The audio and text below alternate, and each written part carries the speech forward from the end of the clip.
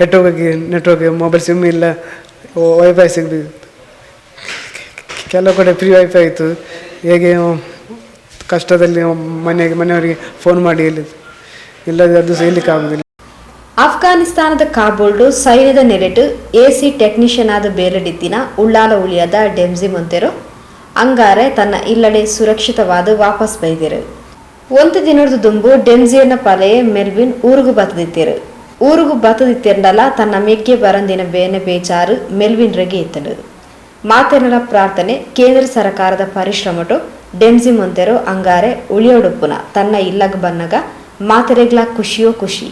ಡೆಮ್ಸಿರಿ ಇತ್ತಿನ ವಿಮಾನನು America NATO ಪಡೆ ಕತಾರ್ಗೆ ಲೆತುಂದು ಪೋದಿತ್ತಡು. ಇದೆರ್ದಾದು ಒಂದು ದಿನ ಕತಾಡೆ ಇತ್ತಿನ ಡೆಮ್ಸಿ ಮೊಂತೆರೋ ಸೋಮವಾರದಾನಿ ಕತಾರ್ದು ಡೆಲ್ಲಿಗೆ ಭಾರತ ರಾಯಭಾರ ಕಚೇರಿದ ಸಗಾಯಡು ಮುಟ್ಟುದಿತ್ತದು ಅಲ್ತು ಬೊಂಬಾಯಿಗೆ ಬತ್ತದು ಅಂಗಾರೆ ಊರುಗು ಮುಟ್ಟುಲ ಕಾಂಡು. ಸೋಮವಾರದಾನಿ ಏರ್ಲಿಫ್ಟ್ ಮಲ್ತಿನ 150 ಯಾಲ್ನ ಇತ್ತೆ. ಪಿದೈಡು ತಾಲಿಬಾನ್ ಉಗ್ರರ್ನ ಪೆಟ್ಟು ಲಡೈ ಆವೊಂದಿತ್ತದು ಸೈನಿಕರ್ನ ಶಿಬಿರಡು ಎಂಕ್ಲು ಇತ್ತಿನದಾವರ ಎಂಕ್ಲೆಗ್ ಅವೌಲ ಕೇನೊಂದು ಇಚ್ಛಾನ ಪಂಡದು ಡೆಮ್ಸಿ ಮೊಂತೆರೋ ತನ್ನ ಅನುಭವವನ್ನು ಮಾಧ್ಯಮದಕ್ಕಲೊಟ್ಟಿಗೆ ತೆರಿಪಾಯರು. ನಾನು ಅಲ್ಲಿ ಅಫ್ಘಾನಿಸ್ತಾನ ಕಾಬೂಲ್ನಲ್ಲಿ 5 ವರ್ಷದಿಂದ ಕೆಲಸ ಮಾಡ್ತಾ ಇದ್ದೇನೆ.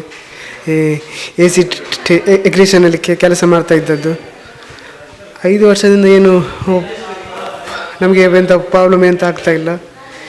ಇವತ್ತಿಗೆ ಲಾಸ್ಟ್ 10 ದಿನದಿಂದ ಅಫ್ಘಾನಿಸ್ತಾನ ಎಲ್ಲ ಅಫ್ಘಾನಿಸ್ತಾನವನ್ನು ಅವರಿಗೆಲ್ಲ ಹ್ಯಾಂಡ್ ಓವರ್ ಮಾಡಿದ್ದು ತಾಲಿಬಾನ್ಗೆ. ಅದನ್ನು ಎಲ್ಲ ಅಫ್ಘಾನಿಸ್ತಾನ ಪ್ರಜೆಗಳೆಲ್ಲ ಒಳಗೆ ಬರ್ತಾ ಇದ್ದರು ನಮ್ಮ ಇಂಟರ್ನ್ಯಾಷನಲ್ ಏರ್ಪೋರ್ಟ್ ಕಾಬೂಲಿಗೆ. ಅಲ್ಲಿಂದ ನಮಗೆ ಅವರು ಕಾಬೂಲ್ ಏರ್ಪೋರ್ಟ್ ಎಲ್ಲ ಸ್ಟಾಪ್ ಮಾಡಿದ್ದು, ವಿಮಾನವನ್ನು ಆಡಲಿಕ್ಕೆಲ್ಲ ಸ್ಟಾಪ್ ಮಾಡಿದ್ದು. ಆಗ ನಮಗೆ ಬರಲಿಕ್ಕೆ ತುಂಬ ಕಷ್ಟ ಆಯಿತು. 2-3 ದಿವಸ ಇರಲಿಕ್ಕೆ ಇರಲಿಲ್ಲ, 2-3 ದಿವಸ ಇರಲಿಲ್ಲ. ಯಾಕೆಂದರೆ ನಮಗೆ ಅಲ್ಲಿ ನೆಟ್ವರ್ಕ್ ಇರಲಿಲ್ಲ, ನೆಟ್ವರ್ಕ್ ಎಲ್ಲ ಸ್ಟಾಪ್ ಮಾಡಿದ್ದು. ನಾವು ಕಾಬೂಲ್ನಿಂದ ಕತಾರ್ಗೆ ಏರ್ಲಿಫ್ಟ್ ಮಾಡಿದ್ದು. ಅಲ್ಲಿ ನಾವು 150 ಜನ ಇದ್ದರು. ಕತಾರಲ್ಲಿ 2 ದಿನ. ಅಲ್ಲಿಂದ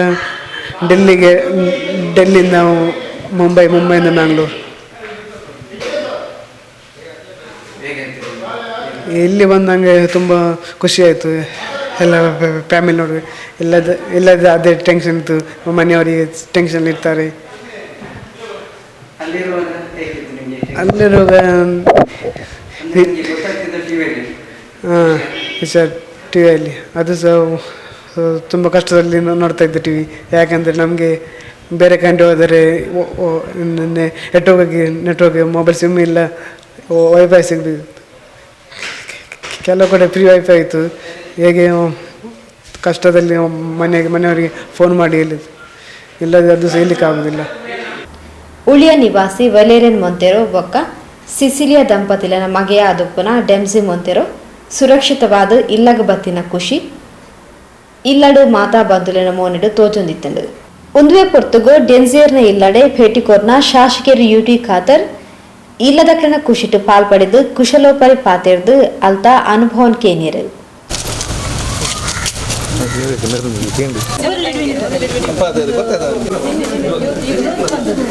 ಒಂದು ತಿಂಗಳ ಮುಂಚೆ ಎಲ್ಲ ಪ್ಲಾನ್ ಆಗಲಿಲ್ಲ ಅಷ್ಟು. ಯಾಕಂದರೆ ಒಂದು 3 ವಾರದೊಳಗೆ ಸ್ವಲ್ಪ ರೆಡಿ ಇದೆ ಅಂತ ಹೇಳ್ತಿದ್ರು. ಸಡನ್ಲಿ ಅದು ಒಂದು 3 ವಾರದಲ್ಲಿ ಎಲ್ಲ ಚೇಂಜ್ ಆಯಿತು. ಎಲ್ಲ ಅಫ್ಘಾನಿಸ್ತಾನ ರೂಮ್ಸ್ ನಾವು ಬೇಸ್ ಒಳಗೆ ಇರೋದು. ಸೊ ಬೇಸಲ್ಲಿ ಪಬ್ಲಿಕ್ ಅಲ್ಲಿ ಇಂಟರ್ಫೇರ್ ಮಾಡ್ಲಿಕ್ಕೆ ಆಗುದಿಲ್ಲ. ಏನು ಅಷ್ಟೇನು ಪ್ರಾಬ್ಲಮ್ ಗೊತ್ತಾಗಲಿಲ್ಲ, ಹೊರಗೆ ಆಗುವಂಥ ಪ್ರಾಬ್ಲಮ್ ಗೊತ್ತಾಗಲಿಲ್ಲ. ನಮಗೆ ಗೊತ್ತಾಗಲ್ಲ ಅಷ್ಟೇ ನ್ಯೂಸ್.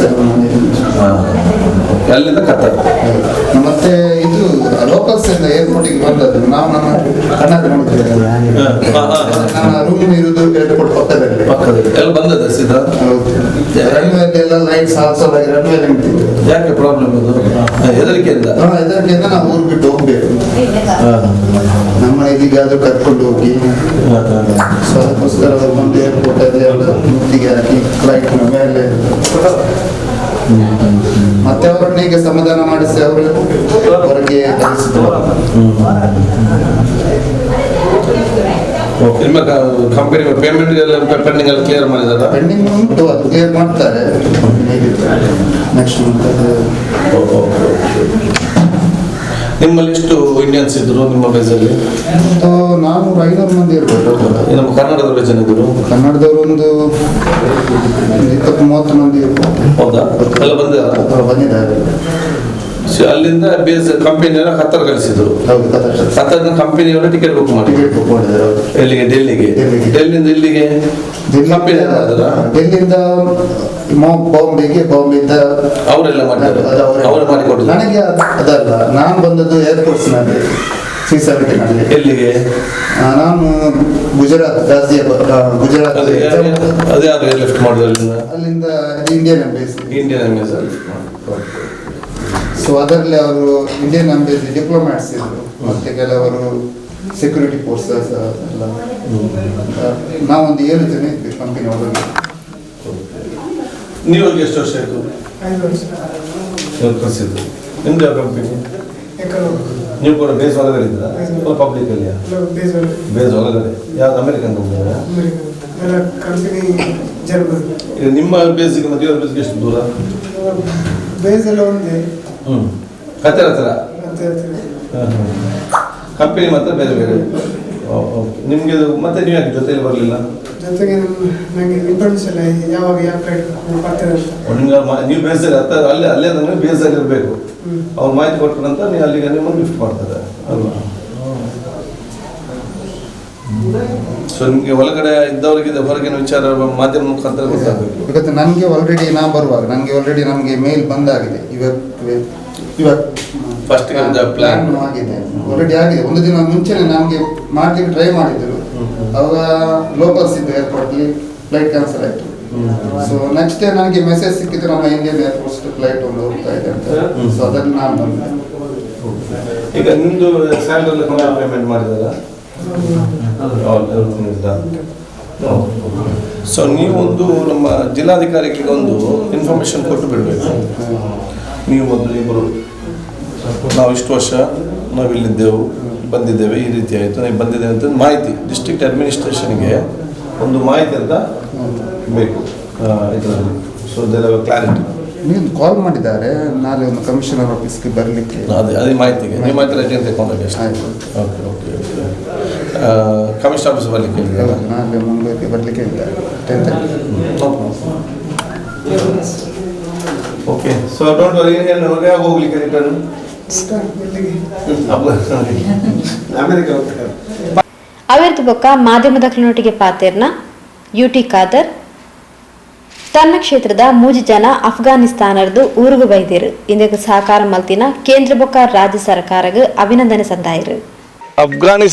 ಅಫ್ಘಾನಿಸ್ತಾನದಲ್ಲಿ ಬದಲಾದಂತಹ ರಾಜಕೀಯದ ಸಂದರ್ಭದಲ್ಲಿ ಮತ್ತು ಅಲ್ಲಿರುವಂಥ ಈಗಿನ ಆಡಳಿತ ಬಹುಶಃ ಮಾನವೀಯತೆ ಮತ್ತು ಕರುಣೆ ಇಲ್ಲದಂತಹ ನಡವಳಿಕೆಯಿಂದಾಗಿ ಇದನ್ನು ಬಹುಶಃ ಮಾಧ್ಯಮದಲ್ಲಿ ನೋಡಿದಂಥ ಸಂದರ್ಭದಲ್ಲಿ ಇಲ್ಲಿದ್ದಂಥ ಬಹುಶಃ ಹೆತ್ತವರು ಯಾವ ಮಕ್ಕಳು ಇವತ್ತು ಅಫ್ಘಾನಿಸ್ತಾನಲ್ಲಿ ಕೆಲಸಕ್ಕೆ ನಿಮಿತ್ತ ಹೋಗಿದ್ದರು, ಅವರ ಮನೆಯವರು ಯಾರು ಇವತ್ತು ಹೋಗಿದ್ದಾರೆ, ಎಲ್ಲರೂ ಕೂಡ ಭಯಭೀತರಾಗುವಂಥ ಪರಿಸ್ಥಿತಿ ಇತ್ತು.